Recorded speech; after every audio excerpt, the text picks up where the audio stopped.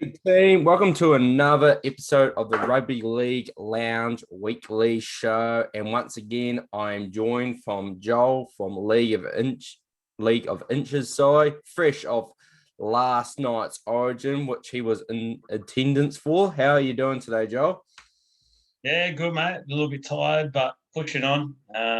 Managed to still win the series, so it wasn't the clean sweep that we all wanted, unfortunately. But yeah, it was good nonetheless. Good bit of atmosphere for 26,000. So good to say it was sort of here on the Gold Coast and actually got to go watch it. So Yeah, I'm definitely probably jealous to not be in attendance, especially as a Queensland fan, not being able, obviously witnessing the boys avoid the clean sweep was nice. And basically, it's kind of lead us. Our first couple of questions are going to be related about Origin today. So, what we're going to do today, team, is a little bit of a game. It's called Thumbs Up, Thumbs Down. There's been a lot of headlines. Exactly. If you're watching on YouTube, you see Joel putting the thumbs up, thumbs down. Um, well, been a lot of headlines, like always, rugby league provides. And I thought this would just be a good way to kind of a bit of a rapid fire, fun way to dissect them all. So, yeah, when I'll fire the first question away, and you guys will kind of get the gist of how this all works. But like we said, Origin, Turbo, man of the series, thumbs up, thumbs down. uh, I don't do I do a thumbs down actually. Not to take anything away from Turbo, I thought he was obviously one of the best players in the series, but I actually would have given it to Latrell. I thought last night consolidated that because I think Turbo was a bit quiet for his standards last night. There was probably a few aspects that played a part of that. He sort of came in the game the last 10 minutes to try and win it, but other than that, was a bit quiet considering he was up against a debutant, Hamasai Abuai Fido, but Latrell for mine chased the game. It started off with that try, and I just thought every time he touched the ball, he was so dangerous all night. And I think he did that all series. Again, I mentioned it last week on your show, but it was also the story, just the fact that he sort of come back here, turned not just his life around, but his game around, and really just that focus now is on, and you can tell that with his football. He's so good to watch at the moment. I think he's right up there, one of the better players in the game, and I really love him at centre. I know he wants to play fullback and stuff, but geez, he's a deadly centre. He's so dangerous, and being there live to watch just how big he is. Just it's like he does a lot of things in slow motion. That try he got being at the game, it just looked like he was doing it in slow motion, and just no one seemed to get near him. He's just such a talent. So, look, Turbo for mine was probably in the top three, or maybe second, but I would have actually given it to Latrell.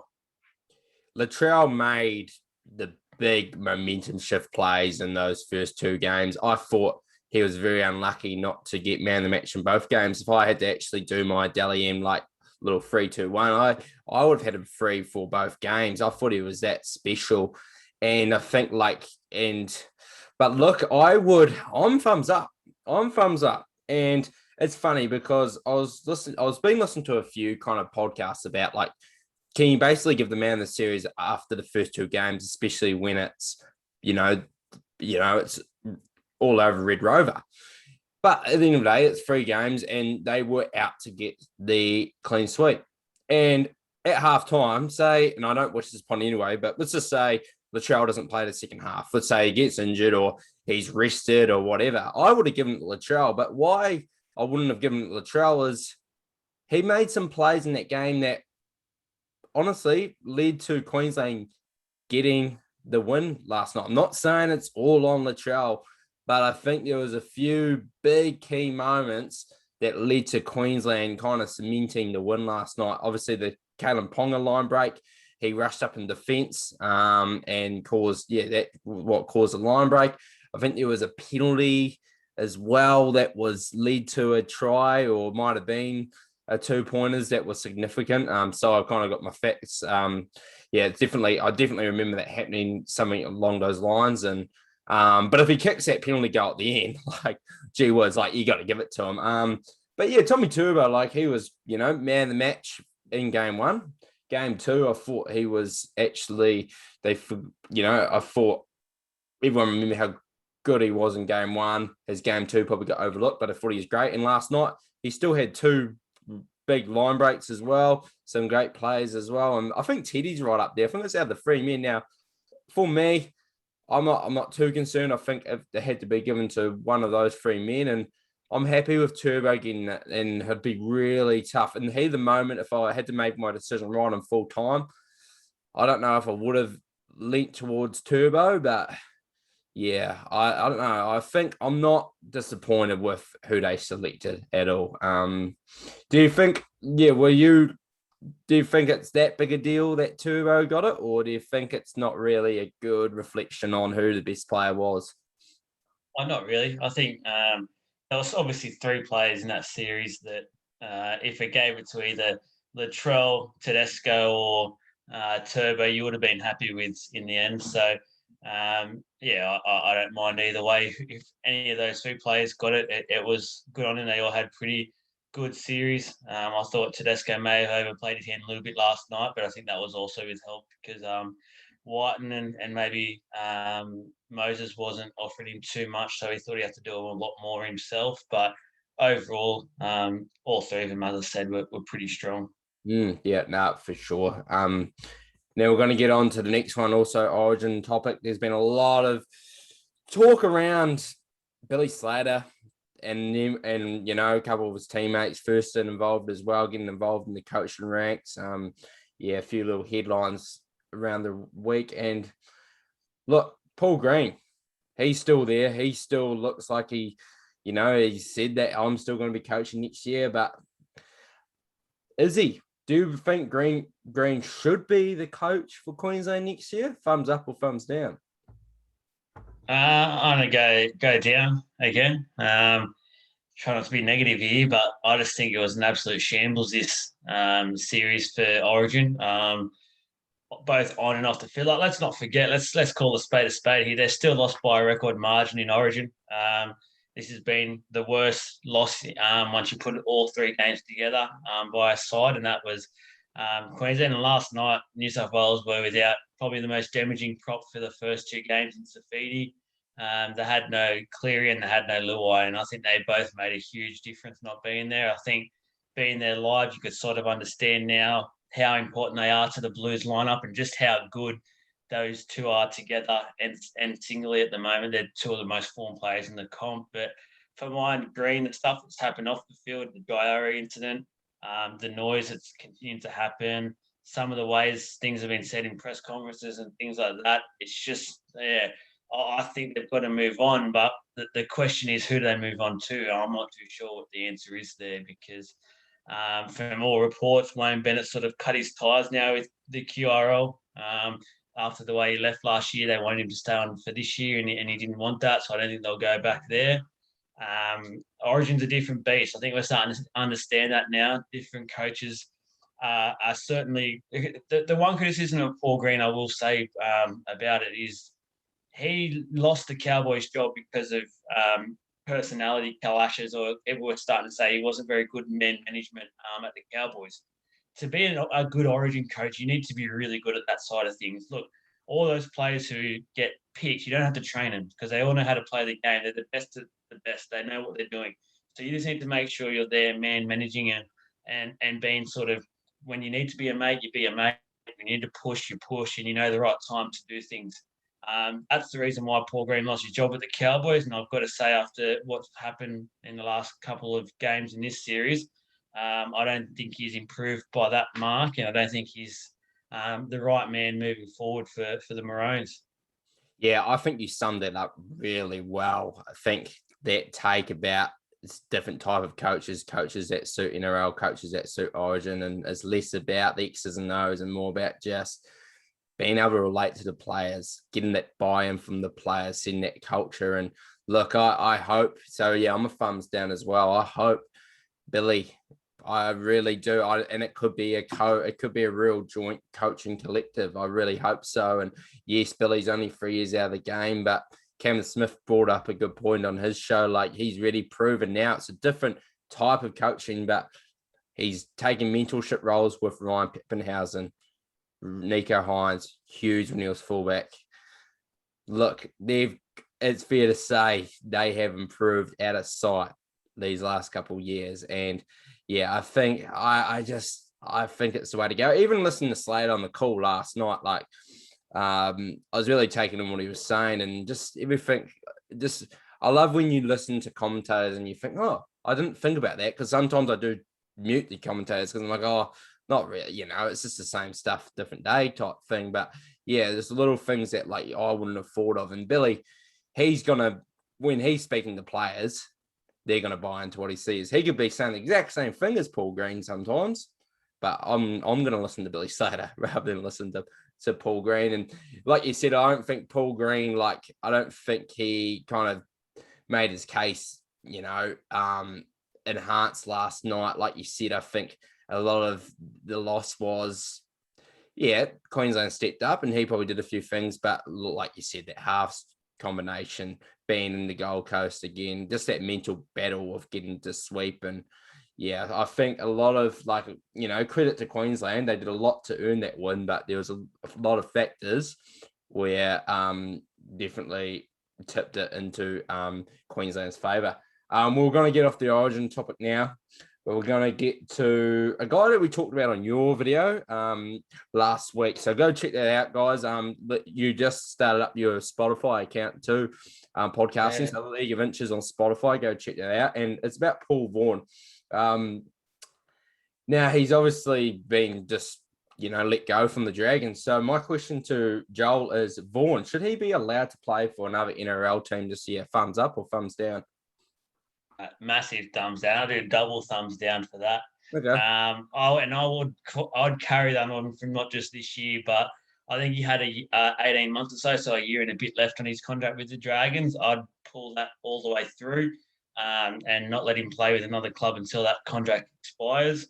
And then he can decide for why the Dragons have done the right thing by punishing him, and it's not fair. If let's say, for instance, he goes to let's say he goes to the Titans. Now the Titans are in a battle to make the 8, and along with the Dragons. So if he was to go over to one of those sides that are competing to make the 8, it disadvantages the Dragons and advantages a team that they're in direct competition with. I don't think it sends the right message. The NRL needs to be pretty harsh on this. And the other thing I don't really get is how he can even come back and play with someone, because the 8 weeks is for games he misses out on. At the moment, he's not a contracted player, so he's not technically missing any games at all. And this is the one thing I don't really get how it's going to work.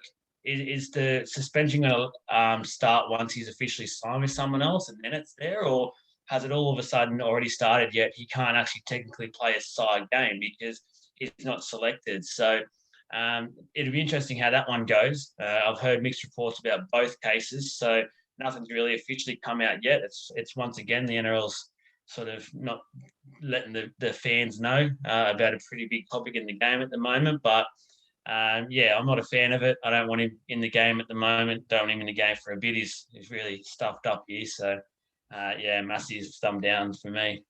Yeah, that's interesting. I'm thumbs up, but I'm not I'm not for what Vaughan did. But he's basically he's been given his punishment. So look, that's an interesting point you brought up. So yeah, not knowing when his 8 games starts. But why I kind of am thumbs up is it was the Dragons' decision to let him go. So even though they might, so say if he goes to a club that is fighting for the 8 and he helps that club get into the 8, they're going to be like, oh, wait a minute, he shouldn't be rewarded for, not doing the right thing and going. But at the end of the day, that was their decision, which is, I think, probably the right decision in a sense. Yeah, I think Vaughan more disrespected the Dragons rather than the NRL, and in the fact that obviously he'd done this repeated offences again. But what I will say is, if I was a club, even though Vaughan can add impact, I would not, even though he's out there, I wouldn't sign him. It doesn't send a good message to your team. I think he should be allowed to play, but I think you're really going to suffer the consequences of signing him. Yes, he might add a few wins. He might help your forward pack out, but I wouldn't do it. I don't think it's a good image. This is a little bit off topic. Well, it's not off topic, but it's another circumstance. That's why people aren't keen to sign. There's been a whole drama around like the likes of Israel Folau and stuff like that. It's the image.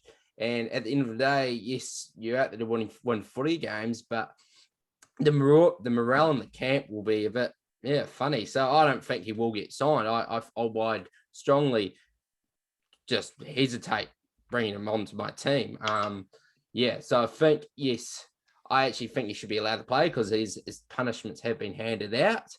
But yeah, if I was in the NRL club, I'd be avoiding that. Maybe, man, I don't know. I think he is going to be picked up, if not this year, eventually next year he will be in the NRL again. But I just don't think you would be able to look at Vaughan next year when you're about to head out to the field and think, I have faith in this guy because he's proven that, he's been a trustworthy figure.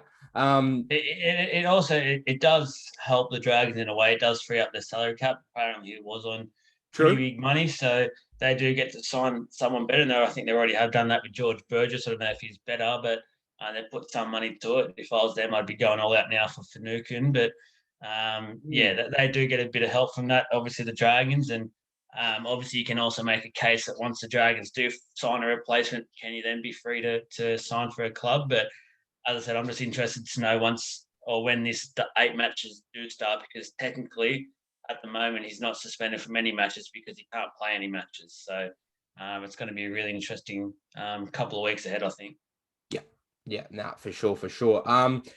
Another kind of Dragon topic here, and it's Matt Duffy. Matt Duffy, when he's on. He is a great attacking footballer, on attack. And there's been a lot of talk about early in the season when the Dragons want to release him, and then fans kind of thinking, why is he being released? He's, definitely an NRL fullback. And look, the Bulldogs have swiped him up. The Bulldogs have signed him for next season.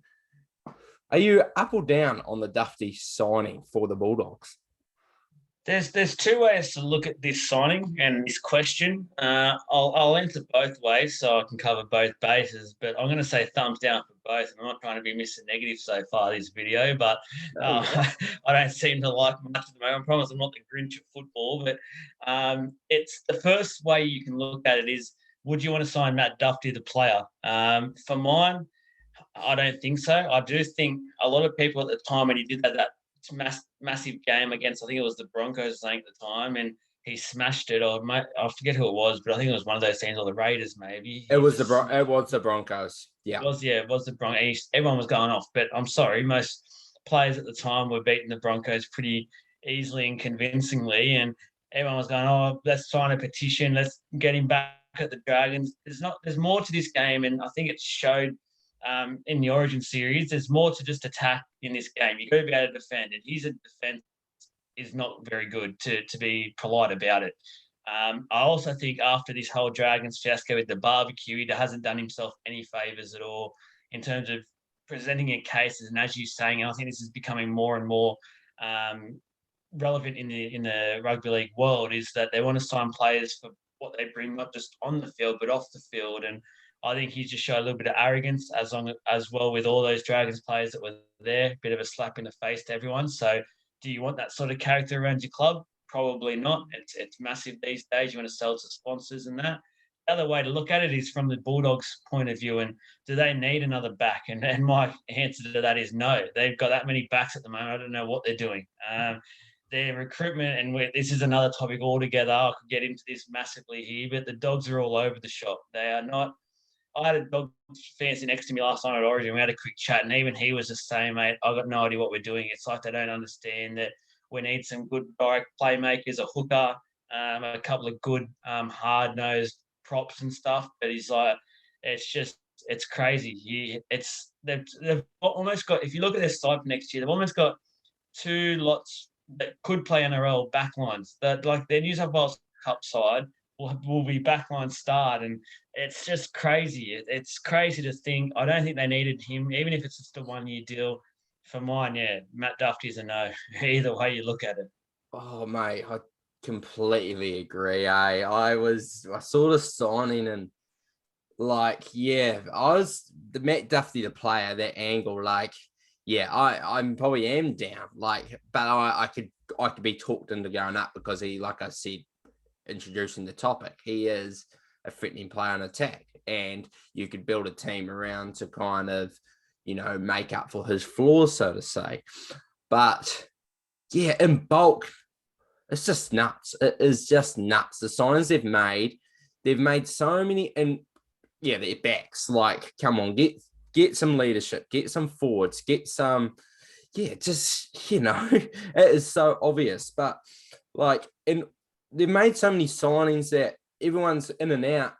They haven't had time to blend together. There's going to be no cohesion there. And also, I've been really disappointed by the persistence. Like Flanagan, man, tough. I just feel so bad for him. Like he's not really like he's just an example of he was not given a full shot this year at halfback. And as soon as they realised we're not going to make the top 8, make a better halfback, because realistically, their spot, what they were looking at was Corey Allen. They selling Corey Allen to be their fullback. So now you got Dufty there. So, and you got Averillo there somewhere as well.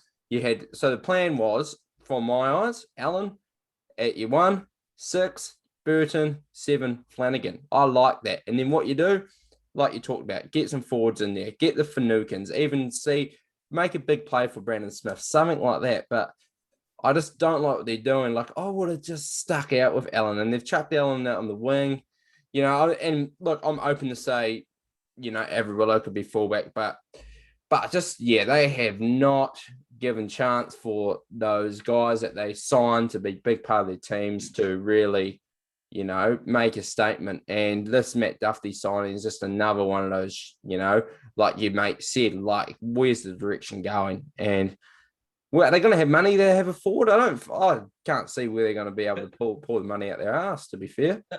That's the other thing with the Duffy signing. Let's say they've got him for around what he's probably worth at the market in the NRL, which is probably about 350, 400 he'd be able to probably get. Probably. And they've got him for one season. No worries, perfect. But they just let go of Nick Meaney, who Craig Bellamy went after. And Craig Bellamy doesn't go after any player. He's obviously seen something in Nick Meaney, and they've got him for, I understand, pretty much 100 grand or something. They've got him on very low wages. They could have kept Nick Meaney and had him on like 150, still had a spare 200 in the bank to put towards someone decent, as you said, Brandon Smith or Finucane, who's going to stabilise the club moving forward. Yet they've just done what they've been doing so wrong in the last few years. It's signed someone like Dufty for a year, who's honestly going to cause more circus next year in the papers with who's going to sign with next and this and that. It's just it's starting to get to the point where you can't even feel sorry for the Dogs anymore, because they're doing it to themselves. I feel sorry for the fans because they're obviously not making the decisions, but the board and the back of house people are making these decisions, and you just shake your head. So overall, the Duffy signing is just thumbs down any way you look at it for mine. And because like the other thing is they signed out a car on big money, and apparently the rumor was at the start he was going to try for that. So obviously that's not going to happen now. So they're going to have a $800,000 winger, which is unheard of at the moment. And to be honest with you, once he goes to there, he's not going to get most of the opportunities he gets now at the Storm. So yeah, you just shake your head. I'm trying to think of a way it can be a positive, but I just can't. It's just embarrassing. Yeah, no, I completely agree. Like you said, it's self-inflicted. They're adding more wood to the fire. Like they're just adding problems, and they're just, it's going to be interesting. And safe to say, I think there'll be more head-scratching decisions to come in the future. So we're going to get on to a player that has shown a lot of promise, Sam Walker, arguably the front runner for Rookie of the Year. Obviously, he's caused a bit of controversy this week, and for his play, about 20 seconds, 30 seconds left when he ran the ball dead, a good 80 meters backwards. Hopefully that doesn't count for negative points on your fantasy. But anyway, look, unsportsmanlike. Thumbs up, thumbs down. You know what? This is my first one. I'm going to do a thumbs up to. I'm going to say no worries. Play on. Yeah. So sportsmanlike. So yeah. Yeah, I'm just going to say, with some of the things we see, at the start, when I first seen this, I didn't like it. I've actually changed my mind on this now that I've sat in the car a few days and listened to some things and thought about some things in my mind. You don't want to be in my mind during the day, guys. Let me tell you, it does some weird things. But Same here. but I've we watch people get up slowly. The clock doesn't stop. There's some people take dead set 15 seconds to get up and play the ball sometimes. There's fake cramps, there's this and that. He basically took the same amount of time and he was still running. So, look, fair play to him. For mine, I feel like it's risk. It's a massive risk. He could drop the ball while he's running, or someone could just come up and who's quicker and just clean him up, lose the ball, and they score. So there's massive risk involved with it. But yeah, I'm just going to give it a thumbs up. I actually didn't mind it. Yeah.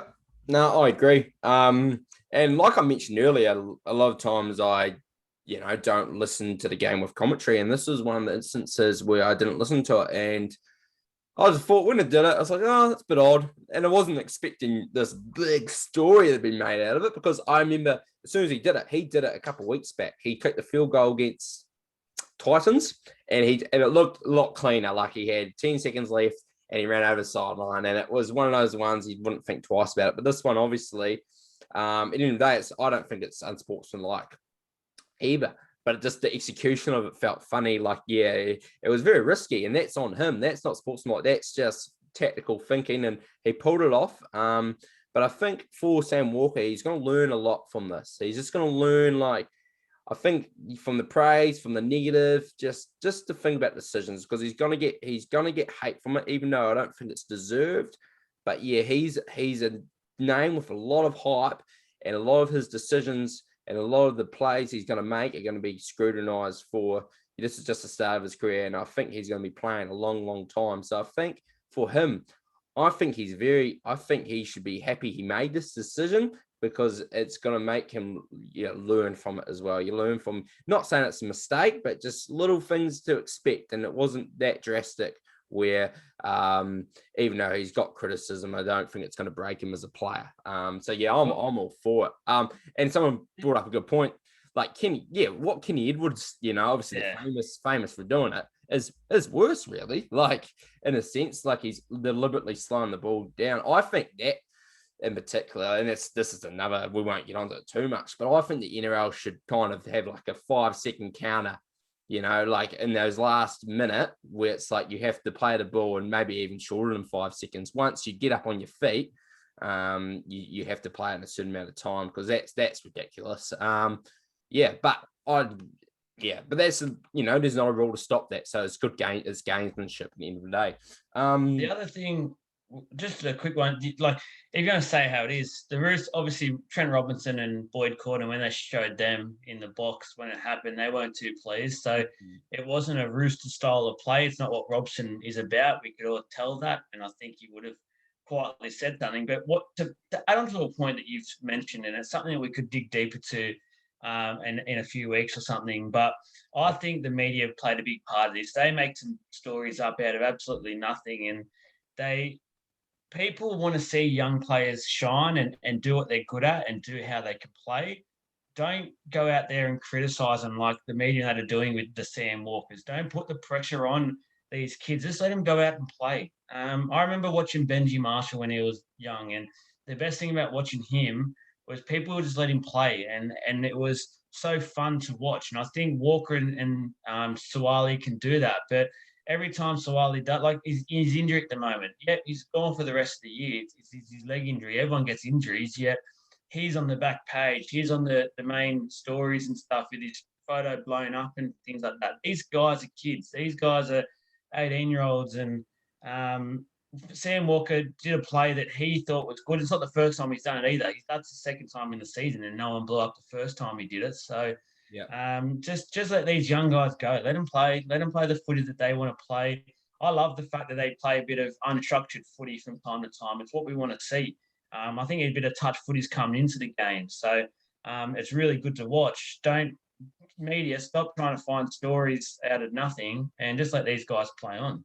Yeah, no, 100% agree. And to be fair, it's motivated, like, we're getting off topic here, but it's motivated me to kind of get into what we're doing. Like, media can, it's got a negative portrayal at times, but there's a lot of positive. Like people love talking about the game, and media is a way to give platforms to fans to kind of talk about things. But I hate when it does get used for my eyes, what it's not been designed to be used for. So, yeah, for me, thumbs down for the media and that perspective. And yeah, we'll get into another topic, and it is now. I think it's clear to say the two form players of the comp, Cleary and Tom Trbojevic. Now, no Scott Minto. No Scott Minto. Yeah, just slightly. He's just, probably hasn't got enough reps under the board this season, quietly, but he would be right up there. But basically, a lot of people are just thinking it's gonna be Cleary, it's gonna be Tommy Turbo, Dally M. Depending on if Cleary returns from injury, and if he doesn't return in time, Tommy's gonna run away with it. Is the Dally M medal gonna be a 2-horse race, or is it 2-horse race? Thumbs up, thumbs down.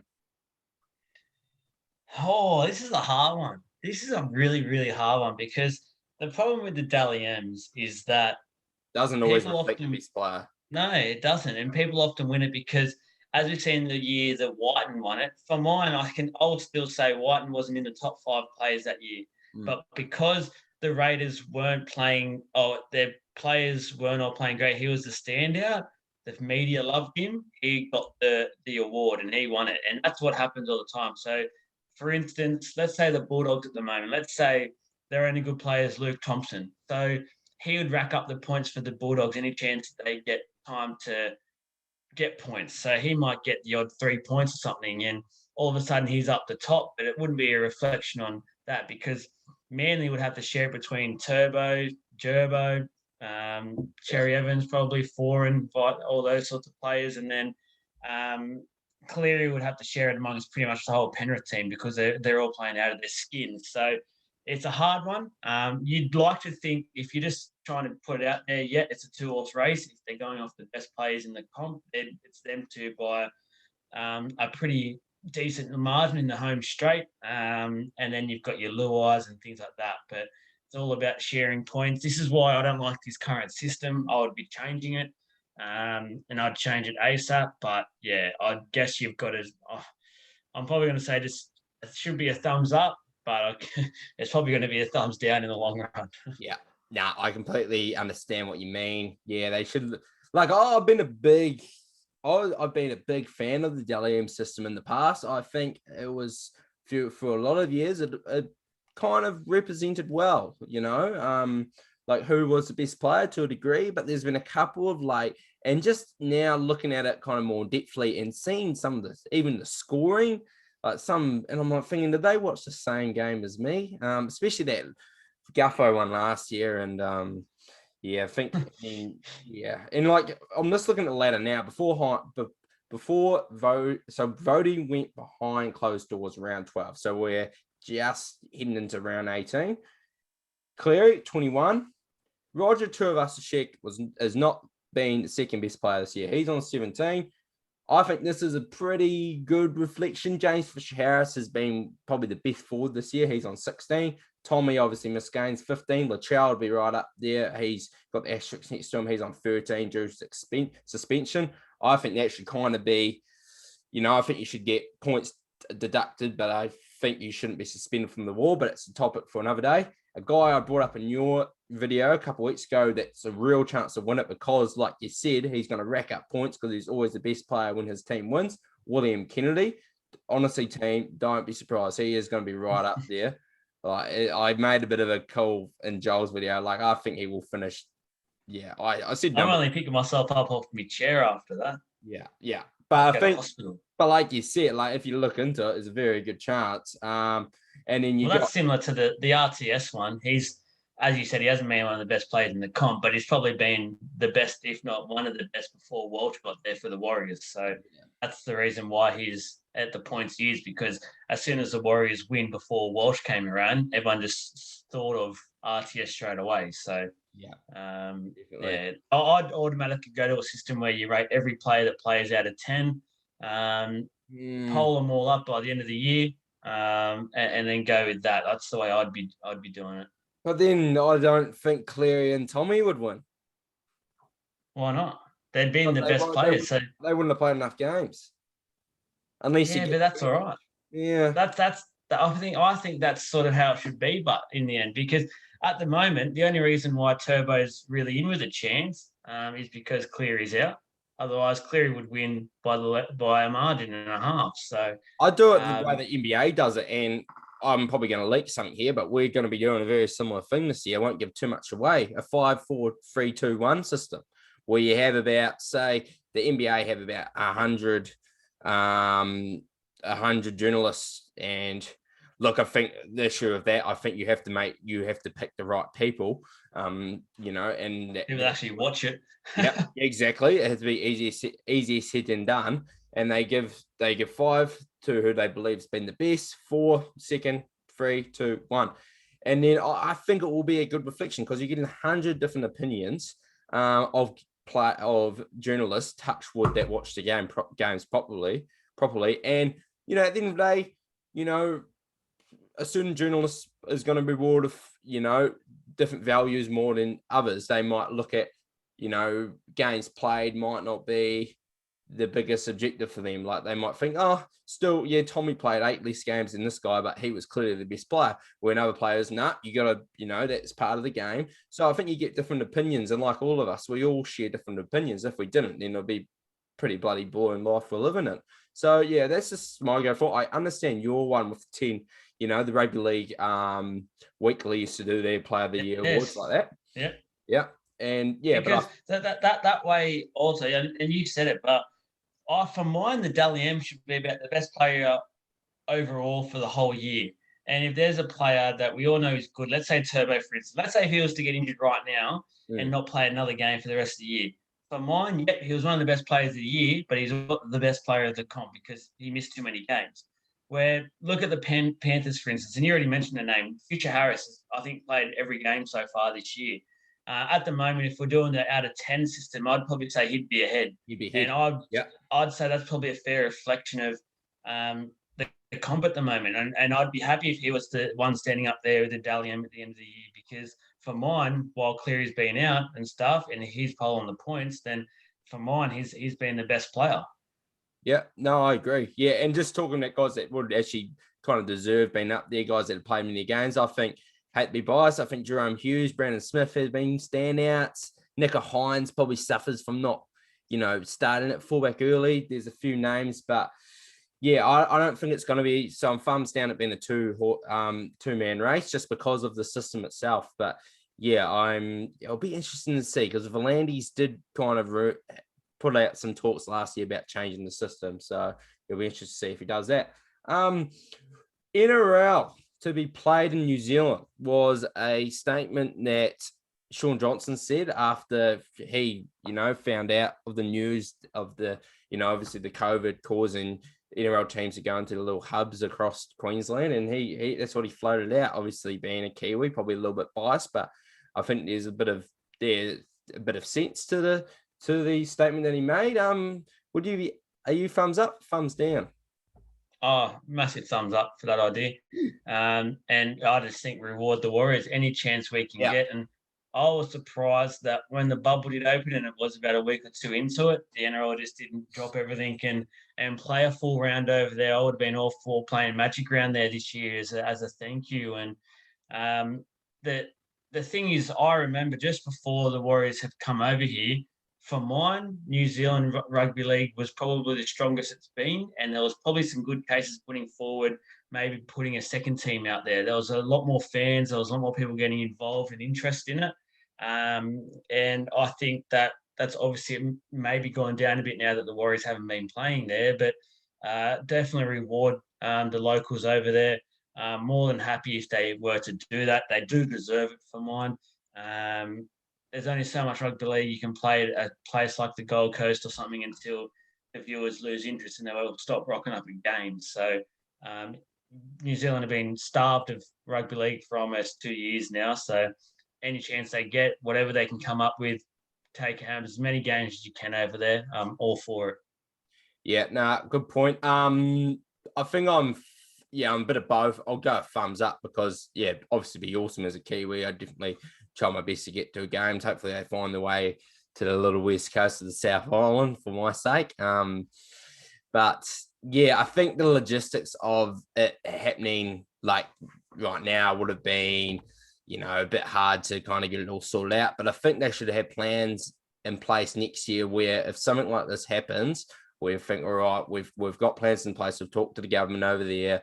We've talked to New Zealand Rugby League. We can easily transition because I think once you're able to move it to New Zealand, from the track record, there's very good chance that there won't be any hiccups over here. And I think, like you said, it rewards the Warriors for being, like really the saviors of our game. And I know that sounds bold, but really, like they are a huge commitment for 2 seasons, huge. And it's like people talk about, people go work away for their jobs and everyday life, but at the end of the day, this is not what this is really. They did not sign up for this when they're rugby league players. They have been forced into it. Now, yes, they've had a decision to make, but they've done it for the greater good of the game. So yeah, I think it'd be fantastic. And yeah, I just hopefully for next year, fingers crossed it doesn't happen, that we can just play the season out like it normally does. But the reality is COVID's going to be part of, our everyday life for a long time, even with the vaccinations and all that. But the plans will be in place next year where if this does occur, we can go to New Zealand. And yeah, I think it'll be great. It'll be great for the sport and it'll be great for our country as well.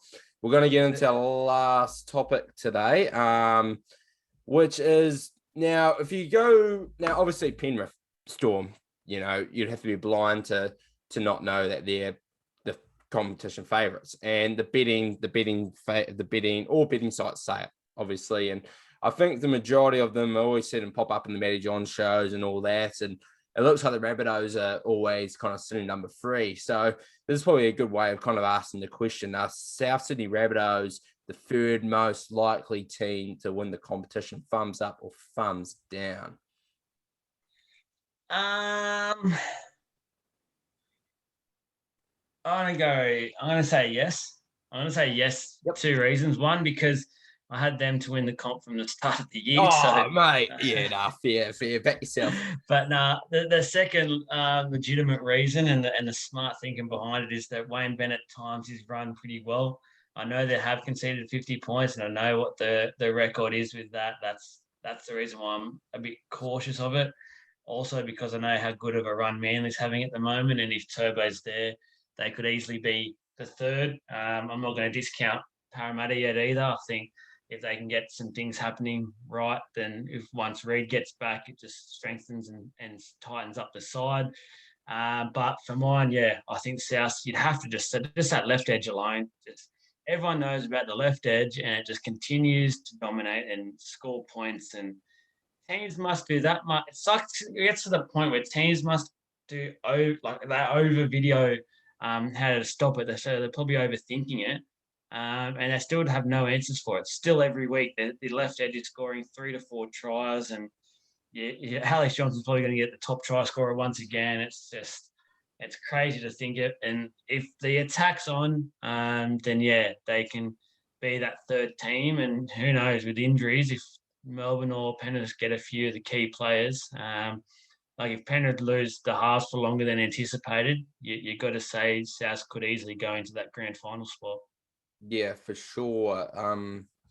Look, I think I'm thumbs down, but I'm really undecided. I think you brought up the 3 teams: the Rabbitohs, Manly, Eels. Look, I think the Eels, I don't think they might answer this, but I could definitely see them going to another gear. Out of those 3 teams, I think they're the most likely to hit another gear, in the sense that I really like the little added ingredients that they've got this year compared to the last couple of seasons with the Papali'i and even just Moses and Brown switching sides. You might not think much of it, but I think it's changed the dynamic of the team, and it'll be interesting to see how that goes when the going gets tough in crunch time. And Manly, it's no secret, it's a Tommy effect as well. I just feel like, you can't put a limit on what level of footy they can get to with Turbo, where the Rabbitohs are just, they lose themselves games, and I just see bad habits. And I think I'm just not convinced that they're going to get out of their bad habits. A lot of the times they just, they put it on themselves a lot of the times. And I think if you look roster to roster, I think, yes, their most realistic chance. But yeah, I'm going to lean towards the Manly, and it's crazy because they're awful at the start of the year. Like if you were telling me we were having this conversation, 4 rounds in the season, I would have thought we were talking, in a couple, we weren't talking about the season. It is unbelievable, and yeah, I've got to go with Manly, man. Like Tommy is, like him and Cleary are the two best players in the competition right now, and the way the game's played now, it's so fast, so furious that you can almost guarantee he is going to. You can't slow him down. You can minimize him. You can do whatever, but you're not going to stop his impact. He is going to make sure that he is going to influence the footy game. And it's crazy that I'm picking the team I'm picking is based on one player, but I'm picking this based on Tommy Turbo, but he is that influential. And I'm just not convinced about there's little holes in the Rabbitohs and the Eels where I'm not convinced they're going to get over the line, because I think if they were to get over those little flaws in their games, I think we would have seen it by now. Like I think the Eels had to beat the Panthers convincingly the other night. I think the Rabbitohs wouldn't have had to lose by 50 points to both Penrith and Storm for me to, put them in this conversation. So even though, Manly's had some awful losses this year too. Who wasn't there? Tommy wasn't there. So, yeah. Let me ask you a quick question. Yep, go on. Manly used to be the most hated by a long way in the game. Do you reckon that's still the case? I think if not, who is? Whoever's winning. Whoever is winning. That is the most hated team in the comp is normally the team that is winning. Now, Panthers probably become one of the most loved teams in the comp because they were new. They come from 12th to 1st. They're going to become the most hated team in the comp. Now, these guys might be up there as well, the Storm. But I think actually we're kind of growing because I think a lot of our hate went towards Cameron Smith. He was the referee, or we've heard it all before. But we're coming pretty hard not to like, and you can stop me from being biased, but Brandon Smith, Cameron Munster, even guys like Cooper Johns, who's not playing, but he adds to this friendly vibe. Harry Grant, Nico Hines, they've got some really good stories. Finucane, he is, like I said, I think he's one of the most marketable players in the game today, and every team is, wanting to sign him up as their leader of the future. But yeah, I think I don't currently, and Roosters are in there because and guess what? Why are they hated? Because they won. I think people get so sick of the top teams being at top for so long. And that's because they become hated. And that's what Manly were. Manly were at the top for ages. They also had that little bit of a grab in them as well. But yeah, I'm gonna say if they're not now, the Panthers will be the most hated because I think they're gonna win. They're gonna be winning for a long time. So yeah, but who would you think? Is there anyone that pops into your head? I think Turbo's helped Manly lose that tag. I think everyone just loves Turbo. So we all love watching him play, and he's really, him and Jake have just helped raise that club up so much. For mine, I'm going to go the opposite end of the ladder. I'm going to say the Broncos are the most hated, and people enjoy beating them the most. I think the fact that people have taken such satisfaction out of how quickly they've dropped and how poor they are now just shows how bad the hatred is towards them. And I just think, they've gone up there. And I think, without getting you too upset, I think your mob, the Storm, are up there. They're probably close to being first. They'll probably be second for mine, just because obviously some people still question the tactics and that they use. But I do enjoy watching them play. I love Pappenhausen and Hines and things like that. So my hatred for him is going to stay there because of 09. But I got to say, I do enjoy watching them put on 40, 50 points a week at the moment. Yeah. No, hey, yeah. And I take it. I I know it sounds pretty cliche, but like bring on the hate. Yeah. It's good because at the end of the day, when you come up on top, you're the one happy, and there's a lot of other people sad. And I know that sounds like one of those things like shouldn't say cocky in a way, but it's like it feels good. It's like it's like when you're the underdog in a sense. It's always good to come out on top. So yeah, I think that's all the questions I had written down. I think it covered off some pretty, a lot of topics that have been surrounding the league as of late, and there's been a lot going on, but I think we did well today. So once again, I want to thank Joel for covering all those topics with me today. Always enjoy having you on, mate. And go check out League of Inches on Insta, now Spotify and YouTube as well, and Facebook too. Yeah, thanks, Luke. I've been getting notifications saying that we're on pretty much all podcast channels now. So I don't know what you listen to, how you listen to podcasts, but go on, check us out. I don't even know half of the podcast stations, so excuse my ignorance there. I've got no idea when it comes to this stuff, but yeah, thanks for the support. Thanks, Luke, for having me on. Hopefully, you guys enjoyed the video, and yeah, back to clubland footy now. The run home, can't wait. Let them all have the week off, the rep players, and get back next week. And off we go. The slippery slide down, and I can't wait to see. This is where the teams ramp up, and we see who the real contenders are. Yeah, for sure. It's going to be an interesting couple of weeks leading into the finals footy. So yeah, cheers for listening, team, and I'll catch you guys next week.